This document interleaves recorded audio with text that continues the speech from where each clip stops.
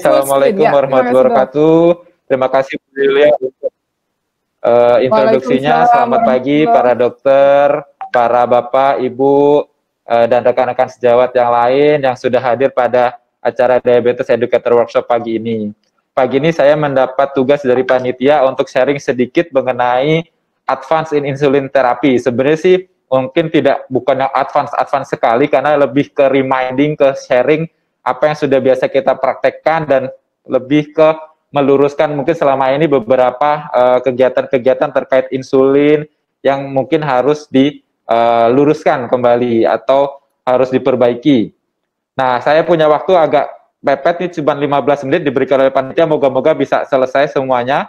Langsung saja. Nah, tadi Dr. Wafa sudah menjelaskan mengenai tata laksana pengobatan diabetes mellitus, ada 5 pilar, yaitu edukasi, diet, aktivitas fisik, dan terapi farmakologik. Salah satunya adalah terapi insulin, dan terakhir adalah monitoring kadar gula darah. Tadi Dr. Wafa juga sudah menjelaskan target terapi yaitu A1C-nya kalau dari ADA, American Diabetes Association, dan dari Perkeni itu kurang dari 7%. Kalau untuk gula darah puasa antara 80 sampai 130, kemudian untuk gula darah postprandial itu kurang dari 180. Tetapi target ini sebenarnya bisa diindividualisasi tergantung dari kondisi pasiennya. Nah, kalau kita bicara mengenai terapi insulin, kita tidak terlepas dari yang namanya fungsi sel beta, yaitu sel yang menghasilkan insulin yang ada di kelenjar pankreas kita. Kalau kita bicara diabetes tipe 1, pasti sel betanya sudah rusak semuanya, nggak ada yang menghasilkan insulin karena proses autoimun. Nah, kalau kita diskusi mengenai diabetes tipe 2 atau bicara mengenai diabetes tipe 2, ternyata pada diabetes tipe 2, pada saat mereka atau pasien-pasien ini terdiagnosis, fungsinya itu sendiri tinggal sekitar 50% pada saat pasien-pasien tersebut terdiagnosis DM tipe 2. Nah, dan seiring berjalannya waktu, makin tahun fungsi sel betanya juga makin menurun. Oleh karena itu pada saat awal-awal dengan obat oral itu masih bisa gula darah relatif terkontrol, tetapi ketika fungsi sel betanya makin turun, pada satu titik pasti akan membutuhkan insulin, bahkan full insulin, yang tadinya kombinasi misalnya jadinya full insulin. Nah, ini yang orang-orang atau penderita penyandang diabetes sering tidak menyadari bahwa ada satu titik misalnya sebelumnya terkontrol dengan obat diabetes, obat oral, ternyata pada satu titik harus membutuhkan insulin.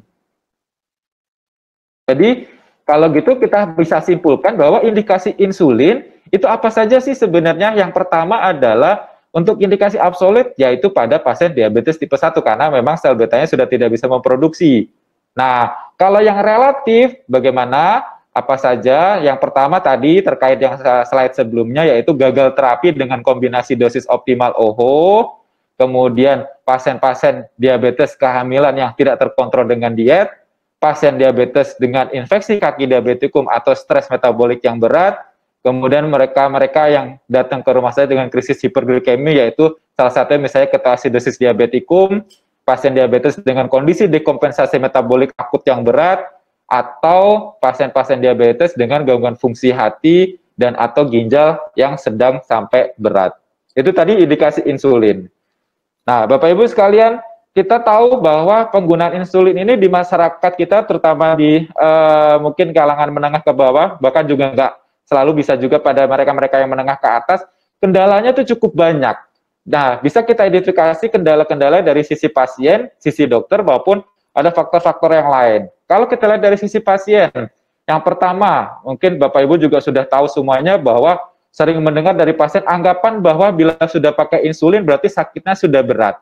Sebenarnya pernyataan ini nggak 100% salah. Seperti yang tadi saya sampaikan, kalau misalnya diabetes sudah lama, apalagi kalau yang sebelum-sebelumnya sudah tidak terkontrol, pasti kerusakan sel betanya itu makin cepat dan makin berat pada saat setelah beberapa tahun menderita diabetes. Akhirnya produksi insulinnya makin menurun. Nah, kita bisa katakan sakitnya ya memang sakit diabetes sudah berat, tapi sebenarnya kalau yang biasanya pasien-pasien itu sebutkan terkait komplikasi yang terkait sakit itu sendiri. Tapi menurut saya kalau misalnya yang namanya dia harus membutuhkan insulin karena sudah tidak mempan lagi dengan pakai obat oral, ya sebenarnya diabetes sudah masuk ke tahap yang kita katakan bisa dikatakan berat.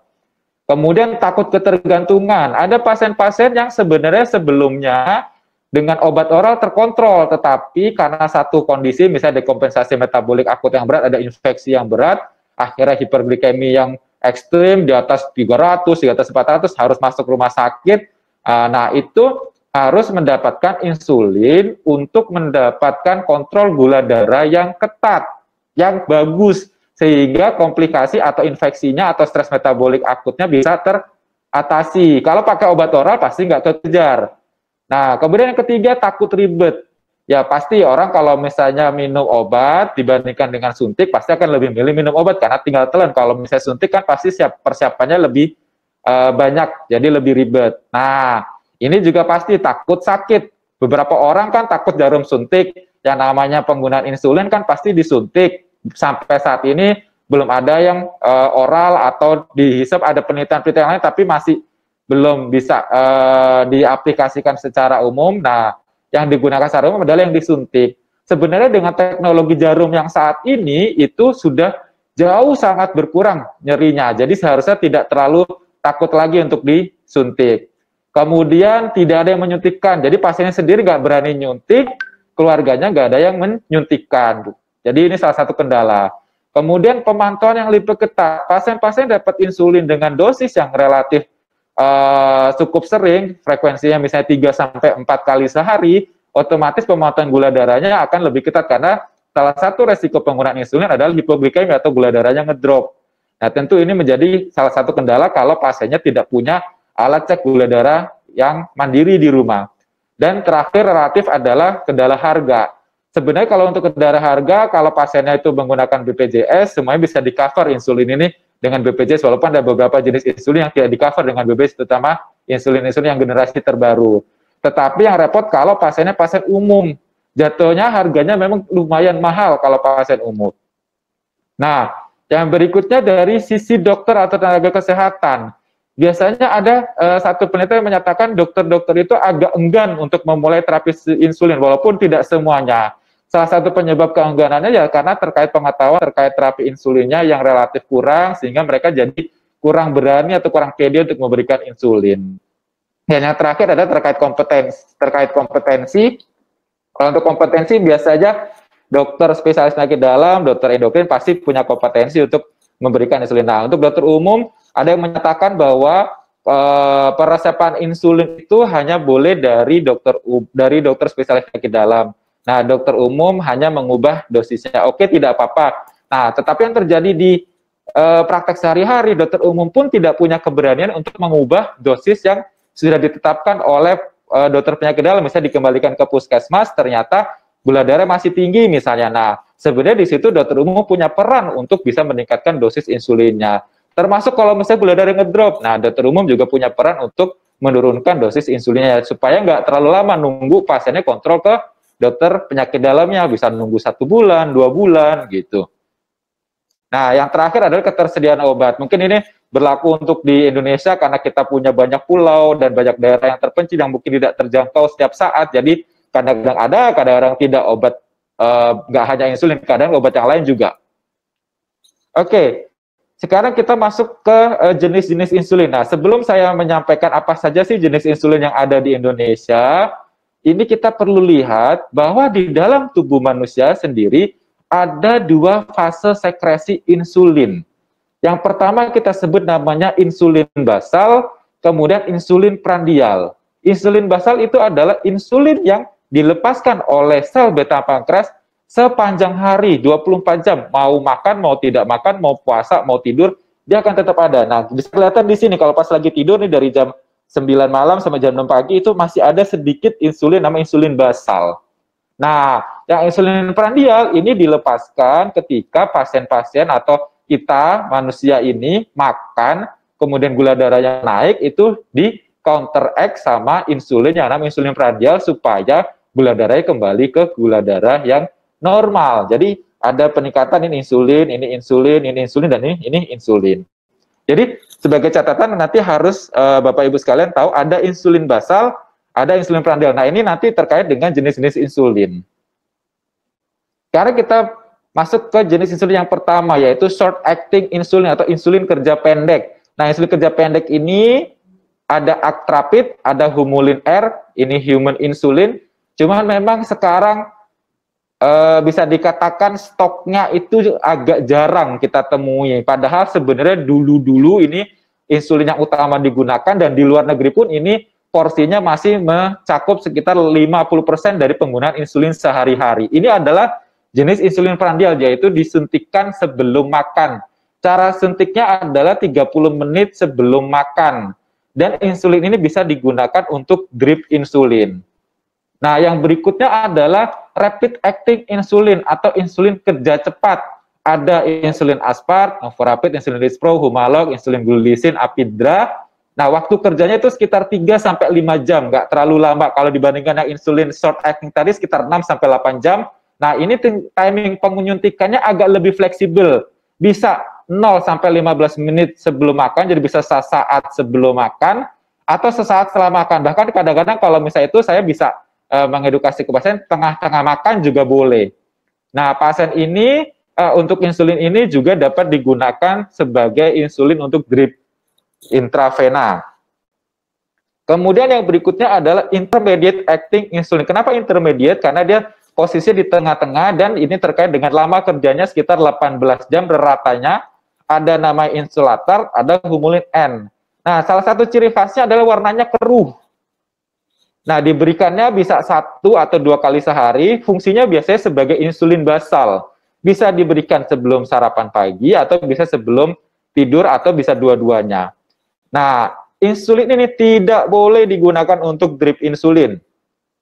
Kemudian, yang berikutnya adalah first generation basal insulin. Nah, ini insulin yang kerja panjang, kerjanya bisa sampai 24 jam, macamnya ada 2 sebenarnya yang beredar di Indonesia, yaitu Detemir sama Glargin untuk generiknya, tapi mereknya macam-macam. Untuk Detemir ada Levemir, nah yang Glargin ada Lantus, Basaglar, ada Ezelin. Kapan disuntikannya? Disuntikannya bisa kapan saja di dalam 1 hari, mau pagi, mau siang, atau malam boleh, tetapi syaratnya adalah kalau sudah diputuskan misalnya disuntikan malam, usahakan disuntikan di waktu yang sama setiap harinya. Karena itu akan menentukan bioavailabilitasnya dan kemampuan dalam menurunkan kadar glukosa darahnya. Ini juga tidak boleh digunakan untuk drip insulin. Nah, generasi yang lebih baru untuk basal insulin, ini ada namanya ultralong. Kenapa ultralong? Jadi kerjanya ekstra panjang. Kalau yang tadi 24 jam, yang ini bisa sampai 40 jam. Ada di Indonesia mereknya namanya Tresiba, isinya degludec. Ada yang Lantus XR, yaitu Glargin U300. Nah, kalau ini waktu suntiknya lebih fleksibel dibandingkan yang tadi, walaupun sebenarnya kalau bisa tetap sama akan lebih baik karena akan lebih mudah diingat. Tetapi kalau misalnya kelupaan, dia bisa disuntik paling tidak 3 jam sebelum yang biasa diberikan, atau 3 jam setelah waktu yang biasa diberikan. Yang jelas minimal antara 2 suntikan yang di hari yang berbeda itu minimal 8 jam. Nah, yang terakhir adalah premix insulin. Kenapa disebut premix? Karena ada campuran di situ, ada komponen insulin yang rapid acting dan komponen yang intermediate acting. Ciri khasnya juga adalah bisa warnanya keruh di sini. Harus dihomogenisasi dulu sebelum disuntikkan. Ada Novomix, ada Humalog Mix yang 25, ada Humalog Mix yang 50. Nah, yang agak sedikit berbeda, walaupun ini kita bilang sebenarnya bukan masuk premix insulin, tapi ini ada gabungan antara insulin yang rapid aspart dan insulin yang ultra long acting degludec. Ini kita sebut namanya co-formulation. Nah, penyuntikannya kapan? Ngikutin dari insulin yang rapid actingnya, yaitu bisa sesaat sebelum makan. Nah, ini juga tidak boleh digunakan untuk drip insulin. Jadi, yang hanya boleh digunakan untuk drip insulin, ini kita langsung masuk saja, itu hanya short atau rapid acting insulin. Pasien-pasien diabetes dengan hiperglikemi berat, yang misalnya ada infeksi berat, yang masuk rumah sakit, misalnya ketoasidosis, itu membutuhkan penurunan cepat kadar glukosa darah. Nah, salah satu caranya adalah dengan drip insulin intravena. Ini peralatan yang dibutuhkan untuk drip insulin, pakai syringe pump, kemudian ada perfusor tubing, ada speed 20 atau bisa juga speed 50. Nah, pelarutnya apa? Bisa pakai water for injection, bisa juga pakai normal salin, dua-duanya bisa dipakai. Nah, kekuatan standar atau konsentrasi standarnya biasanya 1 unit per mililiter. Jadi kita masukkan 20 unit dalam 20 ml pelarut atau 50 unit dalam 50 ml pelarut. Nah, ini untuk sirim plasma bisa pakai mode standar. Jadi kalau misalnya kita mau memasukkan misalnya dari dokternya 5 unit per jam. Nah, karena dosisnya misalnya kita pakai konsentrasi standar 1 unit per mililiter, karena kita butuhnya 5 unit per jam berarti 5 mili per jam. Nah, kalau ada yang lebih canggih lagi, bisa tinggal dimasukin konsentrasi insulinnya berapa, kebutuhan insulinnya, kecepatannya berapa, nanti akan keluar dripnya berapa. Nah, sekarang kita masuk ke penyimpanan insulin. Ini yang sering salah kaprah pasien. Jadi kalau misalnya diedukasi, bahkan dari apotek dibilang insulin harus disimpan di lemari es. Akhirnya bingung pas pasiennya kemana-mana bawa es batu. Padahal sebenarnya seperti ini, insulin yang belum dipakai, baik itu pen, cartridge, maupun vial, betul disimpan di lemari es, yang belum dipakai sama sekali ya Bapak Ibu ya, tapi bukan di freezer. Nah, insulin yang sudah digunakan, yang sudah ditusuk, sudah disuntikkan, itu disimpan di suhu ruang. Tidak boleh terpapar langsung sinar matahari. Jadi kalau misalnya dipakai, taruh aja di suhu ruang, nggak usah ditaruh di lemari es lagi, gitu. Kemudian insulin vial yang sudah digunakan, nah ini bisa di suhu ruang, bisa disimpan di lemari es, tapi bukan di freezer. Kalau di lemari es, pastikan ketika mau dipakai, misalnya mau disuntikan ke pasien atau mau dicampur dengan pelarut, itu sudah tercapai suhu ruang. Nah, untuk ya. Dokter Farid, maaf. Ya, 1 menit lagi ya dok, maaf. Ya, sama-sama. Untuk jarum tidak terpasang pada pen insulin, ya. Nah, untuk pengecekan kadar gula darah itu tergantung kebutuhan dan kemampuan fasilitas kesehatan. Bisa ada yang gula darah per 1 jam, per 2 jam, 4 jam. Ini mungkin terkait misalnya di ICU. Nah, ada yang gula darah per 8 jam. Ini dirancukan biasanya dengan kurva gula darah harian atau KGDH atau GDKH. Terus pengecekannya biasanya di jam ini, 6, 11, 16. Apakah benar? Nah, sebenarnya namanya kurva gula darah harian adalah sesaat sebelum makan besarnya. Jadi kalau misalnya makan besar pasiennya jam 7, jam 1, sama jam 19, ya nggak ngikutin jam ini sebenarnya. Yang saya tahu ini ngikutin karena dulu jam pemberian makan di rumah sakit itu jam 7, jam 12, sampai jam 17. Makanya jadinya jamnya seperti ini. Tapi praktek saat ini akan sangat menyulitkan nanti untuk penyusunan dosis insulinnya. Nah, ini untuk penyuntikan mungkin nanti bisa dilihat langsung di video, tapi yang jelas adalah harus pastikan ini pena insulinnya tidak kadaluarsa, kemudian tadi sudah saya singgung simpan di suhu kamar kalau yang sudah biasa disuntikan, kemudian pen jarumnya, nah jarumnya itu kalau bisa pakai ukuran paling pendek, ada 4 sama 5, kalau bisa ada 4, pilih yang 4. Langkah-langkahnya tadi cuci tangan, gunakan sarung tangan ini kalau misalnya di rumah sakit atau di layanan kesehatan, kemudian buka segelnya, sambungkan, mungkin nanti di video akan lebih lengkap. Nah, ada semuanya, betul, saya skip ya. Boleh di skip ini dong. Oke. Terima kasih dokter. Nah, ini mungkin yang penting tadi untuk terkait panjang, kalau 4 mm untuk pasien dewasa enak. Tinggal tusuk aja, mau kurus, mau gemuk, mau normal, tinggal tusuk 90 derajat. Nah, kalau 5 mm pada yang kurus agak dicubit dulu, tapi sudutnya juga sama 90 derajat. Nah, yang agak repot kalau yang 8 mili, yang paling panjang, ini juga biasa agak lebih sakit nih. Nah, ini kalau ini dua-duanya harus dicubit, nah sudutnya juga berbeda. Kalau yang kurus 45 derajat, kalau yang dewasa yang normal atau gemuk bisa 90 derajat. Nah, area sudut ini sering terjadi kesalahan nih. Baik, Bu. Ya. Sedikit lagi, Bu. Ya. 2-3 slide lagi. Nah. Oke, ini maaf sudah ada. Ini, ada juga di video. Ya, oke. Dan kebetulan kita sudah habis waktunya. Maaf sekali, Dokter Farid. Sorry ya, hipoatrofi. Baik. Baik. Terima kasih sekali Dokter Farid. Terima kasih, semoga bermanfaat. Terima kasih.